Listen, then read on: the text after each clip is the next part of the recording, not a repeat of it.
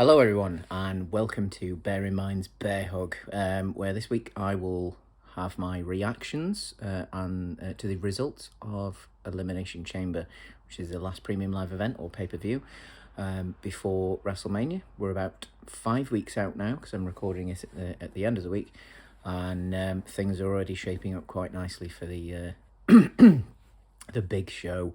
So let's get straight into it. So the first match, the opening match of the night, again, a very Triple H pay-per-view this. There was only 5 matches, which is good, as 2 of them were Elimination Chamber matches, and obviously a big old world title.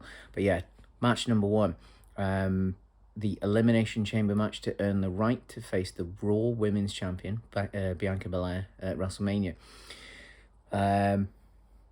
As predicted in my predictions video, Asuka won this one. My outside hope for this one was that excuse me, was that Natty Neidhart would win. Obviously this was in Canada, so she got a great reaction. Natty, that is, when she came out, obviously was the one of the fan favourites during the match as well.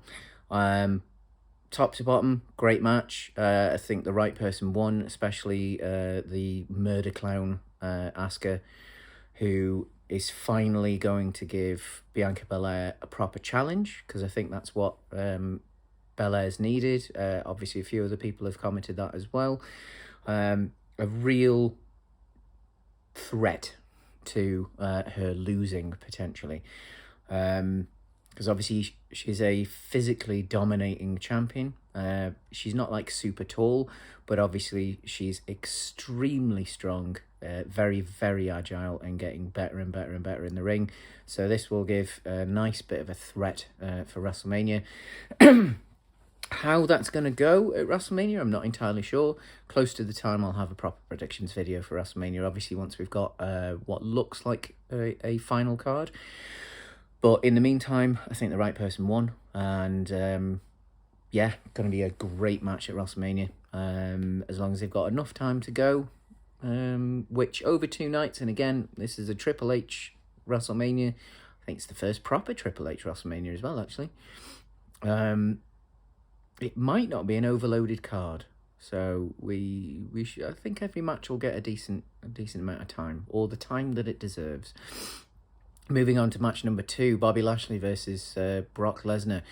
Not exactly as I expected it to go. I said I thought it would be a no contest of some sort, a way of getting out of having a well-defined winner. Obviously what they went with was a disqualification, Brock in the Hurt Lock, and couldn't get out. So he kicks Lashley in the balls. And it does what it needed to do. Obviously, the night before, on SmackDown, Bray Wyatt mentioned that he would challenge the winner of Bobby Lashley or Brock Lesnar. He would come and confront them. That didn't happen. I assume something's still going to happen with that, whether that is Bray go after Bobby as he technically was the winner, or something else down the line. Now, obviously, on Raw, we had possibly a little follow-up to this match with the Giant Omos challenging Brock Lesnar for a confrontation, not necessarily a match. Obviously, at this point, the easy thing to jump towards is a match at WrestleMania. I don't think that is it. Obviously, they have teased potentially the Hurt Business getting back together. MVP has been courting Bobby Lashley a little bit recently. Could this be a way of getting Brock Lesnar into the building, who obviously character-wise and in real life doesn't show up to many TV shows? It tends to be just the big builds. So we'll see on Monday what happens with that. I think there's plenty of way to go. I still think we're going to get Brock versus Bobby at WrestleMania in some sort of cage-based gimmick match. Not entirely sure what yet.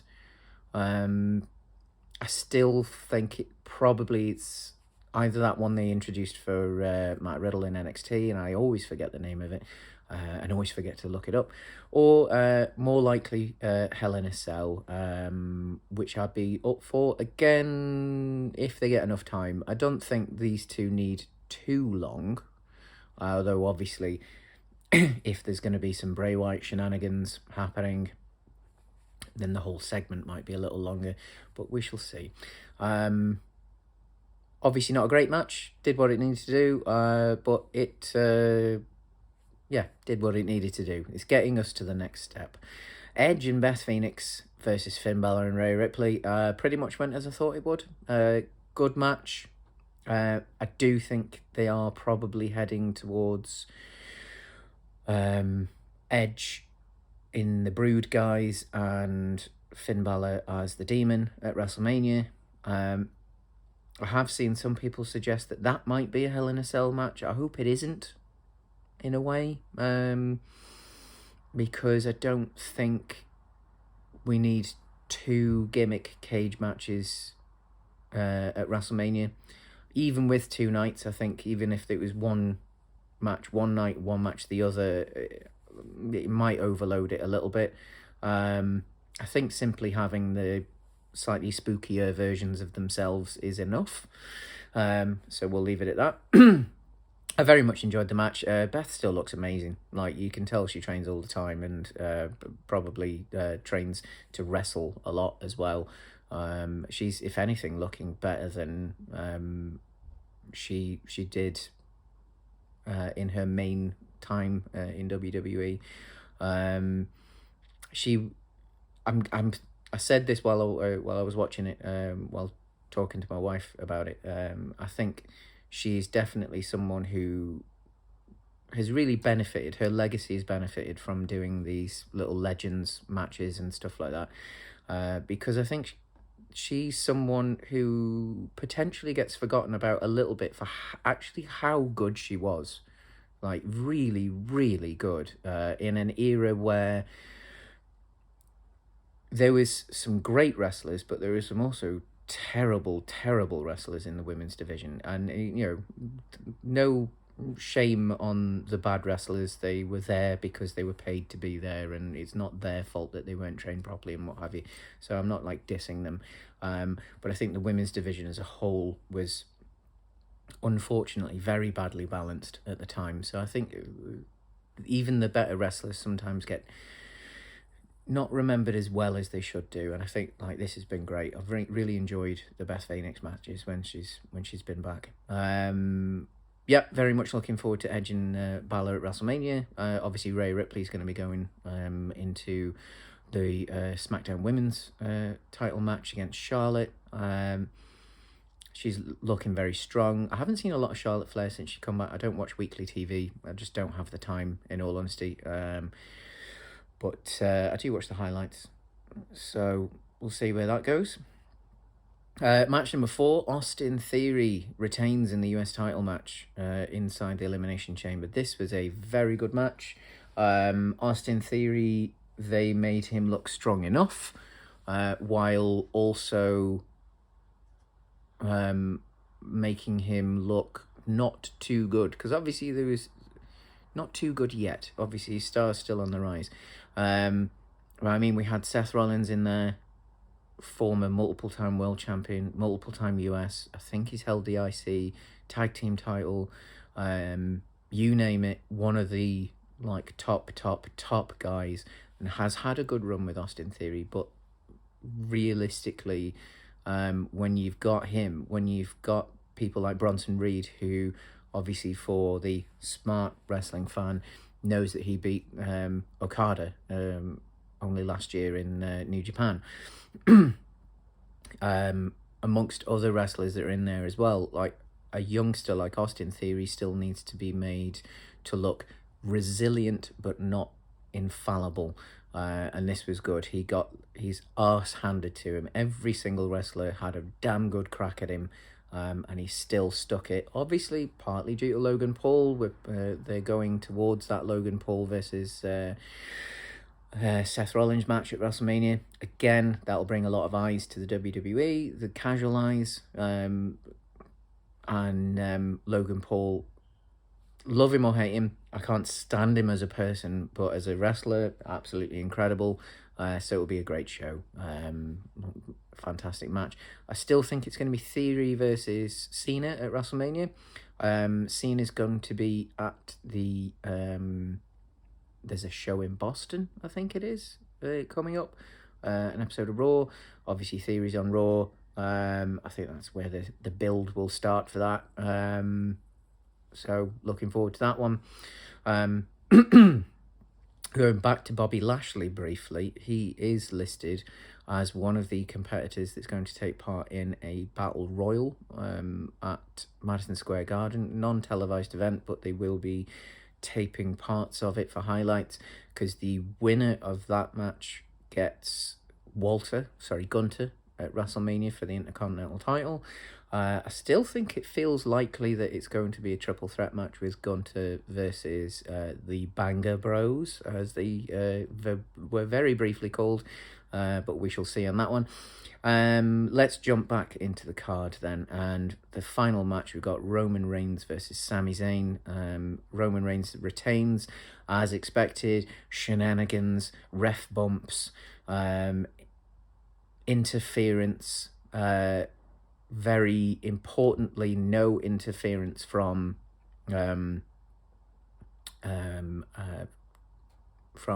what's he's called, Kevin Owens, which was extremely important, because if we had interference from Kevin Owens during the match, it would have made Sami's loss more or less meaningful in a way. It would have made him... It would have evened the odds. And I think Sami needed to win... Sami needed to lose through Roman's cheating. He put a great fight up. There were moments where it looked like he could have beaten him. It was a good story overall in the match. Obviously, that Montreal crowd is extremely hot. When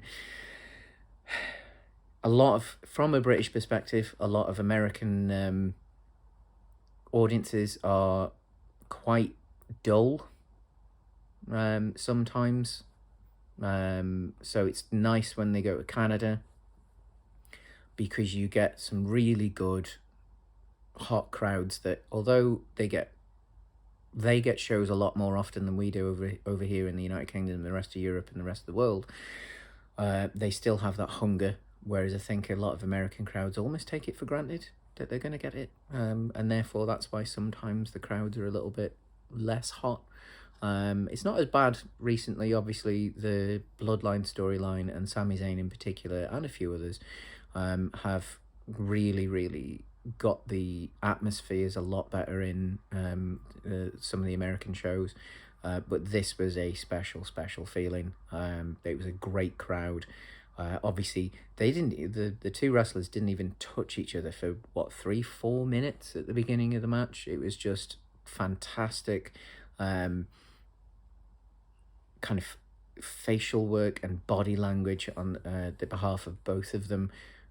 You had Sami looking nervous, but you could see that the crowd was beginning to give him something and make him feel like, okay, yeah, this is the biggest match of my life. This is the biggest moment of my life, but I can go for it. I can. And then when they finally had the collar and elbow tie up, absolutely superb. The atmosphere was incredible. The noise was through the roof. And then the boo for a headlock. Oh, like, that's how good this Bloodline storyline has been. That you can have something like that happen in modern wrestling with modern fans who have come to expect bigger, brasher moves, lots of dives, etc. Beautiful work. Still don't know exactly where this is going. Obviously, Kevin Owens and Sami Zayn met up on Raw had a small exchange of words.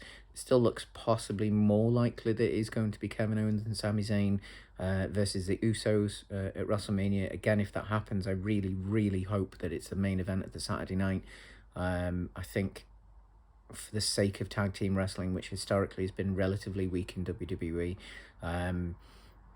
it would be incredible to see an actual tag team title match at that slot at WrestleMania.